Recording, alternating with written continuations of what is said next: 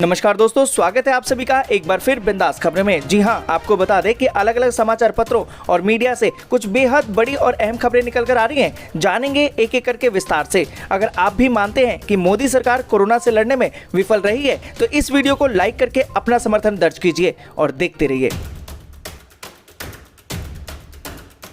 दोस्तों, खबरों का सिलसिला शुरू करें उससे पहले जान लेते हैं कि देश में पिछले 24 घंटे में कोरोना के 90,123 नए मामले और 1,290 मौतें। दोस्तों, आपको बता दें कि देश में लगातार कोरोना संक्रमण के मामलों में उछाल देखने को मिल रहा है। बुधवार को 90,123 नए मामले सामने आए। इन नए मामलों के साथ देश में कोविड-19 के मरीजों की संख्या बढ़कर 50 लाख से अधिक हो गई है। देश में केवल 11 दिन के अंदर संक्रमित मामले 40 लाख से बढ़कर 50 लाख के पार हो गए हैं। लेकिन राहत की बात यह है कि बीमारी से ठीक होने वाले लोगों की संख्या में भी इजाफा हुआ है। आंकड़ों के अनुसार अब तक 39,42,000 से ज्यादा लोग ठीक हो चुके हैं। और इसी के साथ दोस्तों, आज की पहली और बड़ी खबर जो निकल कर आ रही है कि बिहार में 12 रेल परियोजनाओं का उद्घाटन करेंगे पीएम मोदी।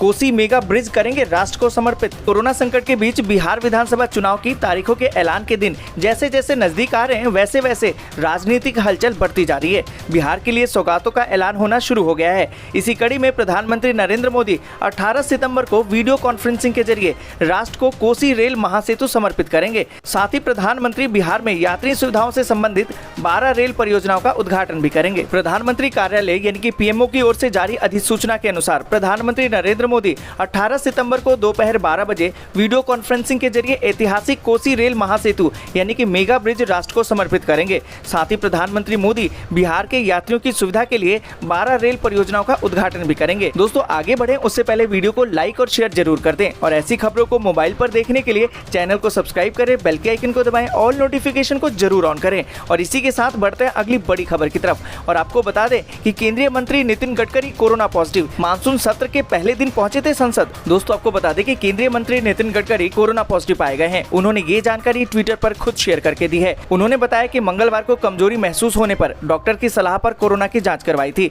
जिसकी रिपोर्ट पॉजिटिव आई है। केंद्रीय मंत्री ने रिपोर्ट आने के बाद खुद को आइसोलेट कर लिया है। साथ ही कहा कि जो लोग उनके संपर्क में आए हैं वे सावधान रहें और प्रोटोकॉल का पालन करें। नितिन गडकरी 14 सितंबर को मानसून सत्र के पहले दिन संसद भी पहुंचे थे। नितिन गडकरी ने ट्वीट करते हुए लिखा कि कल मैं कमजोरी महसूस कर रहा था और फिर डॉक्टर से परामर्श लिया। मेरे चेकअप के दौरान मैं कोरोना पॉजिटिव पाया गया। आप सभी के आशीर्वाद और शुभकामनाओं के साथ मैं अभी अच्छा महसूस कर रहा हूँ। मैंने खुद को आइसोलेट कर लिया है। दोस्तों, यहाँ पर आपको बता दें कि कोरोना काल में संसद का मानसून सत्र सोमवार से शुरू हो गया। इस खतरनाक संक्रमण के मद्देनजर बेहद एहतियात बरता जा रहा है, लेकिन अब तक दोनों सदनों में कई सांसदों की कोरोना रिपोर्ट पॉजिटिव आ चुकी है। दोस्तों, हम आपसे भी यही रिक्वेस्ट करेंगे कि अगर आप जरूरी ना हो तो घर से बाहर ना जाएं। अगर बाहर जाते हैं तो मास्क पहने और सोशल डिस्टेंसिंग का पालन जरूर करें। और इसी के साथ दोस्तों, बढ़ते अगली बड़ी खबर की तरफ। और आपको बता दें कि बिहार में नीतीश का लव कुश फार्मूला, जाने कुर्मी और कोयरी जाति का राजनीतिक समीकरण। दोस्तों, आपको बता दें कि बिहार विधानसभा चुनाव का असली रंग चढ़ने लगा है। बिहार की राजनीति में हमेशा से ही खुलेआम जाति के इर्द गिर्द सियासी बिछाती बिछाई जाती रही है। राजनीतिक दल भले ही विकास का सपना दिखाए, लेकिन केंद्र में जातिवाद का ही बोलबाला दिखता है। नीतीश कुमार ने जब खुद को बिहार में लॉन्च किया तो विकास के साथ जाति आधार बनाने के लिए लव कुश यानी कि कुर्मी और कोयरी फार्मूले के सहारे आरजेडी प्रमुख लालू यादव के दुर्ग को भेदने में सफल हो सके थे। बिहार की राजनीति में 3 दशक से भले ही सत्ता की बागडोर पिछड़ों के हाथ में है, लेकिन लंबे समय तक अगड़ों ने राज किया था। आजादी से पहले ही बिहार में अगड़ों के खिलाफ त्रिवेणी संघ बना था, जिसे कुशवाहा, कुर्मी और यदुवंशियों ने मिलकर बनाया था। बिहार में कुर्मी और यदुवंशी सत्ता में रहे, लेकिन उसे कुर्सी तक पहुंचाने में कुशवाहा का अहम योगदान रहा। लालू यादव से लेकर नीतीश कुमार तक माथे पर राज तिलक कुशवाहा समुदाय के चलते ही लगा है। दोस्तों, आपको बता दें कि बिहार में सीएम नीतीश कुमार लव कुश समीकरण के सहारे खुद को सत्ता के करीब रखा, लेकिन इस समीकरण में लव को जबरदस्त फायदा मिला तो कुश में नाराजगी दिखी। दोस्तों, यहाँ पर आपको बता दें कि हालांकि वक्त के साथ कुशवाहा बिरादरी सिर्फ पिछलग्गू बनकर रह गई है। और इसी के साथ दोस्तों, बढ़ते अगली बड़ी खबर की तरफ। और आपको बता दें कि झुग्गी वालों को पक्के मकान का प्लान, दिल्ली सरकार ने लिखा है रेल मंत्री को पत्र। दोस्तों, आपको बता दें कि दिल्ली के शहरी विकास मंत्री सत्येंद्र जैन ने दिल्ली में करीबन 48,000 झुग्गियों में रहने वाले गरीब परिवारों को पक्का मकान देने के लिए एक विस्तृत योजना बनाने के संबंध में केंद्रीय रेल मंत्री पीयूष गोयल को पत्र लिखा है। सत्येंद्र जैन ने पत्र में कहा कि जहां झुग्गी वहीं मकान पॉलिसी के तहत झुग्गी में रहने वाले लोगों को आसपास बसाने के लिए सभी सरकारी एजेंसियों के सहयोग की जरूरत पड़ेगी। इसके लिए विस्तृत योजना बनानी होगी और अगर रेल मंत्रालय चाहे तो दिल्ली सरकार ये योजना बनाकर दे सकती है। सत्येंद्र जैन ने पत्र में कहा कि सुप्रीम कोर्ट ने रेलवे लाइन के आसपास की करीबन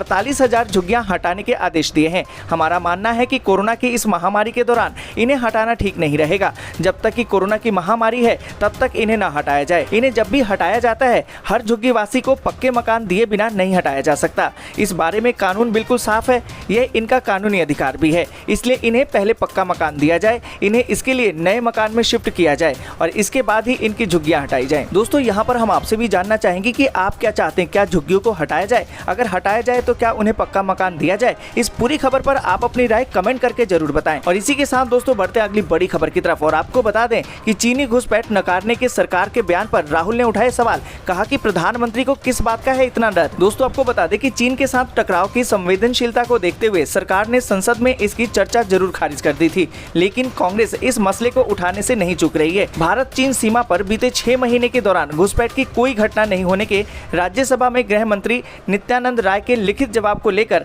कांग्रेस ने सीधे ही प्रधानमंत्री नरेंद्र मोदी पर हमला बोला है। राहुल गांधी ने पूछा कि आखिर पीएम चीन से इतना भयभीत क्यों हैं? दोस्तों आपको बता दें कि राहुल ने अमेरिका से अपने ट्वीट में इस बयान के घटनाक्रमों को समझे जाने की जरूरत बताते हुए कहा कि प्रधानमंत्री बोले कि कोई सीमा में नहीं घुसा है, फिर चीन स्थित बैंक से भारी कर्ज ले लिया, फिर रक्षा मंत्री ने कहा कि चीन ने देश में अतिक्रमण किया है, अब गृह राज्य मंत्री ने कहा कि अतिक्रमण नहीं हुआ है। मोदी सरकार भारतीय सेना के साथ है या चीन के साथ? इतना डर किस बात का है? दोस्तों जिस तरीके से राहुल गांधी मोदी सरकार पर हमलावर हैं, क्या आप उनसे सरोकार रखते हैं, यानी कि आप उनके साथ हैं? अगर हैं तो कमेंट करके जरूर बताएं। और इसी के साथ दोस्तों बढ़ते हैं अगली बड़ी खबर की तरफ और आपको बता दें कि उमा भारती बोली शिवराज मेरे भाई, उनके सीएम बने रहने के लिए कहीं से भी चुनाव लड़ने को हैं तैयार। दोस्तों आपको बता दें कि मध्य प्रदेश की राजनीति में इन दिनों तरह तरह के रंग देखने को मिल रहे हैं। मंगलवार को मध्य प्रदेश की राजनीति में कभी एक दूसरे के घोर विरोधी रहे शिवराज सिंह चौहान और उमा भारती एक दूसरे की तारीफ के पुल बांधते नजर आए। इतना ही नहीं, रायसेन की सभा के बाद मध्य प्रदेश में उमा भारती के सक्रिय राजनीति में दोबारा आने की भी अटकलें अब तेज हो गई हैं। रायसेन में आयोजित आम सभा में उमा भारती ने स्वयं को चुनाव लड़ने की इच्छा भी जताई है। उन्होंने चुनावी सभा में कहा कि शिवराज सिंह उनके भाई हैं और उन्हें मुख्यमंत्री बने रहने के लिए अगर कहीं से भी मुझे चुनाव लड़ना पड़े तो मैं इसके लिए तैयार हूं। दूसरी ओर मुख्यमंत्री शिवराज सिंह चौहान ने भी उमा भारती की खूब तारीफ की। उन्होंने पूर्व मुख्यमंत्री उमा भारती के कार्यकाल के समय में जल जमीन जंगल योजना को दोबारा से शुरू करने का भी ऐलान किया। उन्होंने उमा भारती के त्याग, तपस्या और बलिदान की जमकर तारीफ की। ये चुनावी सभा सांची विधानसभा में आने वाले उपचुनाव को लेकर आयोजित की गई थी। इस सभा में मध्य प्रदेश की भविष्य की राजनीति किस दिशा में जाएगी इसका भी एक इशारा देखने को मिल गया। और इसी के साथ दोस्तों बढ़ते अगली बड़ी खबर की तरफ और आपको बता दें कि रवि किशन को जया प्रदा का सपोर्ट। कहा कि जया बच्चन कर रही है राजनीति। दोस्तों आपको बता दें कि बॉलीवुड में बीते दौर की मशहूर अभिनेत्री जया प्रदा और जया बच्चन आमने सामने आ चुकी हैं। लोकसभा में बीजेपी सांसद रवि किशन ने कहा था कि बॉलीवुड में फैले ड्रग्स कल्चर पर केंद्र सरकार को कड़ा एक्शन लेना चाहिए। इसके बाद सपा सांसद ने भी कहा था कि दोषियों पर एक्शन लिया जाना जरूर चाहिए, लेकिन पूरा बॉलीवुड इंडस्ट्री को बदनाम नहीं करना चाहिए। वहीं डायरेक्टर अनुभव सिन्हा ने भी कहा था कि रवि किशन को भोजपुरी इंडस्ट्री के बारे में भी बोलना चाहिए, जिसने पिछले 3 दशक से वहां के युवाओं में अश्लीलता का जहर घोला है। अब इस मामले में बीजेपी सांसद जया प्रदा का बयान आया है और उन्होंने कहा कि इस मामले में जया बच्चन राजनीति करने की कोशिश कर रही हैं। जया प्रदा ने कहा कि मैं इस मामले में रवि किशन जी के कमेंट्स का पूरा सपोर्ट करती हूं, जिसमें उन्होंने ड्रग्स एडिक्शन से यूथ को बचाने की अपील की है। हमें ड्रग्स के खिलाफ आवाज को उठानी चाहिए और हमें अपने युवाओं को बचाना चाहिए। मुझे लगता है कि इस मामले में जया जी राजनीति कर रही हैं। इसी के साथ दोस्तों बढ़ते अगली बड़ी खबर की तरफ और आपको बता दें कि चीन के मुद्दे पर बीएसपी चीफ मायावती सरकार और सेना के साथ। दोस्तों आपको बता दें कि बहुजन समाज पार्टी यानी कि बीएसपी के राष्ट्रीय अध्यक्ष मायावती ने भरोसा जताया है कि केंद्र सरकार देश की अपेक्षा के अनुरूप पूर्वी लद्दाख में एलएसी पर चीन को करारा जवाब देती रहेगी। मायावती ने बुधवार को ट्वीट करके कहा कि चीन के साथ सीमा विवाद पर जारी संघर्ष को लेकर लोगों की चिंता स्वाभाविक है। उन्होंने कहा कि वह इस मुद्दे पर सरकार और सेना दोनों के साथ है। बसपा प्रमुख मायावती ने चीन के मुद्दे पर बुधवार को ट्वीट करके कहा कि चीन के साथ सीमा विवाद को लेकर जारी संघर्ष, तनाव और तैनाती आदि को लेकर देश में उत्सुकता और चिंता स्वाभाविक है, जिसको लेकर सरकार ने संसद में बयान भी दिया है। बीएसपी को भरोसा है कि भारत सरकार देश की अपेक्षा के अनुरूप चीन को करारा जवाब देती रहेगी। बीएसपी सरकार और दोनों के साथ है। और इसी के साथ दोस्तों बढ़ते अगली बड़ी खबर की तरफ और आपको बता दें कि बेरोजगारी को लेकर तेजस्वी ने नीतीश पर की सवालों की बौछार। कहा कि जवाब न दिया तो। दोस्तों आपको बता दें कि बिहार में विधानसभा चुनाव से पहले नेता प्रतिपक्ष तेजस्वी यादव के द्वारा लगातार ही नीतीश सरकार का घेराव किया जा रहा है। इसी क्रम में एक बार फिर से तेजस्वी यादव ने बेरोजगारी का मुद्दा उठाया है। साथ ही नीतीश सरकार पर बेरोजगारी के मुद्दे को लेकर सवालों की बौछार भी कर दी है। दोस्तों यहाँ पर आपको बता दें कि तेजस्वी यादव ने सोशल मीडिया पर लिखा कि आदरणीय नीतीश कुमार जी, बेरोजगारी बेरोजगारी के मुद्दे पर मुंह न छिपाएं। बिहार के 7 करोड़ युवाओं के सीने में धधक रहे इस ज्वलंत सवालों के जवाब दें। अगर जवाब नहीं देते हैं तो इस चुनाव में युवा करारा जवाब देंगे। हम बेरोजगारी, पलायन और उद्योग धंधों से संबंधित निम्नलिखित सवाल बिहार सरकार से पूछना चाहते हैं। दोस्तों, आपको बता दें कि उन्होंने पूछा कि देश में सबसे अधिक बेरोजगारी बिहार में क्यों है। 15 सालों में एनडीए सरकार बताए कि बिहार में आईटी कंपनियां क्यों नहीं बुलाई गई, क्यों नहीं आई और क्यों नहीं आ सकती। बिहार में आईटी पार्क और सेज क्यों नहीं बन सकते। बिहार में केला, मकई, मखाना, चावल, गन्ना, आलू, लीची, आम इत्यादि अनेकों विश्व प्रसिद्ध अनाज, फल, सब्जियों का इतना उत्पादन होता है तो फिर इन सभी से संबंधित खाद्य प्रसंस्करण उद्योग 15 वर्षों में क्यों नहीं लगाए गए और क्यों नहीं लग सकते। 15 वर्षों की सरकार जवाब दे। बिहार दूसरे प्रदेशों जैसे आंध्र प्रदेश से मछली खरीदता है। 15 सालों की सरकार बताए कि हम बिहार के तमाम मछली उत्पादन संबंधित संसाधन होने के बावजूद यहाँ ऐसी व्यवस्था क्यों नहीं कर सकते। बिहार में मछली उत्पादन को बढ़ावा देकर यहाँ जिलावार मछली बाजार लगाकर मछुआरों की आमदनी और उत्पादन क्यों नहीं बढ़ा सकते। 15 सालों की नीतीश सरकार बताए कि बिहार में इंडस्ट्री स्पेसिफिक क्लस्टर क्यों नहीं लगाए जा सकते। 15 सालों की सरकार बताए कि बिहार में डेयरी प्रोडक्ट्स यानी कि दूध उत्पादन संबंधित बड़े उद्योग क्यों नहीं लगाए जा सकते। बिहार का दूध, घी, मक्खन, चीज, पनीर, खोया, ये सब कुछ प्रदेशों और दूसरे देशों में क्यों नहीं भेजा जा सकता। और ऐसे ही कई सवाल तेजस्वी यादव ने पूछा है और आशा किया है कि बिहार के करोड़ों बेरोजगार युवाओं के भविष्य से संबंधित इन अति आवश्यक सवालों का जवाब मुख्यमंत्री और उप मुख्यमंत्री जरूर देंगे। और इसी के साथ दोस्तों बढ़ते अगली बड़ी खबर की तरफ और आपको बता दें कि बिहार में विधानसभा चुनाव के मद्देनजर एनडीए में तय हुआ सीट शेयरिंग का फार्मूला। क्या इस बार बीजेपी को मिलेगी जेडीयू से कम सीटें। दोस्तों, आपको बता दें कि बिहार में इस साल के अंत में होने वाले विधानसभा चुनाव को लेकर तैयारियां तेज हो गई हैं। इस बीच सूत्रों के हवाले से ये खबर सामने आई है कि एनडीए में सीट शेयरिंग का फार्मूला तय हो गया है। नीतीश कुमार की भाजपा के राष्ट्रीय अध्यक्ष जेपी नड्डा और बिहार प्रभारी भूपेंद्र यादव से मुलाकात की थी। इस दौरान एनडीए में सीट शेयरिंग को लेकर फार्मूला तय होने की चर्चा जोरों पर है। हालांकि अभी तक इसकी आधिकारिक पुष्टि नहीं हुई है। दोस्तों, यहाँ पर आपको बता दें कि शेयरिंग के फार्मूले के अनुसार भाजपा को इस बार जदयू से कम सीटें मिलेंगी। सीट शेयरिंग के इस फार्मूले के तहत जदयू को 119 सीटें तो भाजपा को 100 सीटें मिलेंगी। वहीं लोजपा को केवल 24 सीटों पर ही संतोष करना पड़ेगा। दोस्तों, यहाँ पर एक चीज और आपको बता दें कि सीट शेयरिंग को लेकर लोजपा में पेच फंस सकता है। लोजपा के अध्यक्ष चिराग पासवान ने कई बार ये कहा कि सीटों को लेकर उनकी किसी से कोई आधिकारिक बात नहीं हुई है। यहाँ पर आपको बता दें कि एनडीए में हाल ही में शामिल हुए जीतन राम मांझी कहते रहे कि वे गठबंधन में मुख्यमंत्री नीतीश कुमार के कारण है। सीट शेयरिंग में जीतन राम मांझी की पार्टी हमको कितनी सीटें मिलेंगी इसे जदयू पर ही छोड़ दिया गया है। और इसी के साथ दोस्तों बढ़ते अगली बड़ी खबर की तरफ और आपको बता दें कि चिराग पासवान की सीएम नीतीश से तनातनी बरकरार। बिहार में 143 सीटों पर लड़ेगी एलजेपी। दोस्तों, आपको बता दें कि लोक जनशक्ति पार्टी यानी कि एलजेपी संसदीय बोर्ड ने फिर से दोहराया है कि पार्टी बिहार में 143 सीटों पर चुनाव लड़ने की तैयारी कर चुकी है। बोर्ड ने बुधवार को इस आशय का प्रस्ताव पारित कर दिया है और अंतिम फैसले के लिए राष्ट्रीय अध्यक्ष चिराग पासवान को अधिकृत भी कर दिया है। पटना में भारतीय जनता पार्टी यानी कि बीजेपी के अध्यक्ष जेपी नड्डा से जनता दल यूनाइटेड यानी कि जेडीयू के अध्यक्ष नीतीश कुमार की मुलाकात के तत्काल बाद एलजेपी अध्यक्ष चिराग पासवान ने जेडीयू के खिलाफ अपने तेवर नरम किए थे।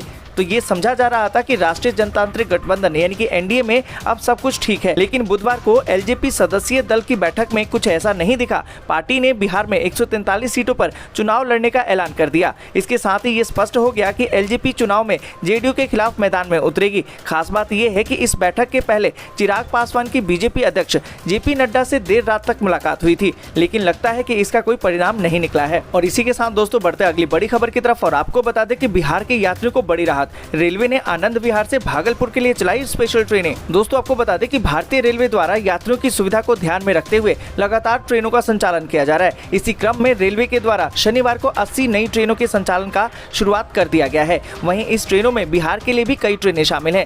दोस्तों, यहाँ पर आपको बता दें कि रविवार को दिल्ली के आनंद विहार स्टेशन से भागलपुर के लिए स्पेशल ट्रेन शुरू कर दी गई है। आनंद विहार से भागलपुर के लिए जाने वाली ट्रेन का संचालन प्रत्येक दिन होगा। रेलवे ने बताया कि train number 02368 Vikramshila special train प्रतिदिन आनंद विहार से दोपहर 2:20 पर रवाना होगी, जो भागलपुर पहुंचेगी। इस ट्रेन के कुल 18 स्टॉपेज होंगे, जबकि यही ट्रेन 02367 भागलपुर से आनंद विहार के लिए रोजाना सुबह 8:10 पर चलेगी। यहाँ दोस्तों आपको बता दें कि 80 ट्रेनों में राजस्थान, बिहार, झारखंड सहित विभिन्न राज्यों में चलने वाली ट्रेनें भी शामिल है। इन ट्रेनों की बुकिंग 10 सितंबर से शुरू हो गई है। और इसी के साथ दोस्तों बढ़ते आगे और जानते हैं मौसम के ताजा हाल को। आपको बता दें कि अगले 24 घंटों के दौरान असम, मेघालय, हिमालय, उप हिमालय पश्चिम बंगाल, आंध्र प्रदेश, तेलंगाना के कुछ हिस्सों, उत्तरी कर्नाटक, मध्य महाराष्ट्र और मराठवाड़ा में कई स्थानों पर घने बादल छाए रहेंगे और हल्की से मध्यम बारिश के साथ कुछ स्थानों पर भारी बारिश भी हो सकती है। वहीं अंडमान और निकोबार द्वीप समूह, शेष पूर्वोत्तर भारत, बिहार के कुछ हिस्सों, पूर्वी उत्तर प्रदेश के कुछ हिस्सों,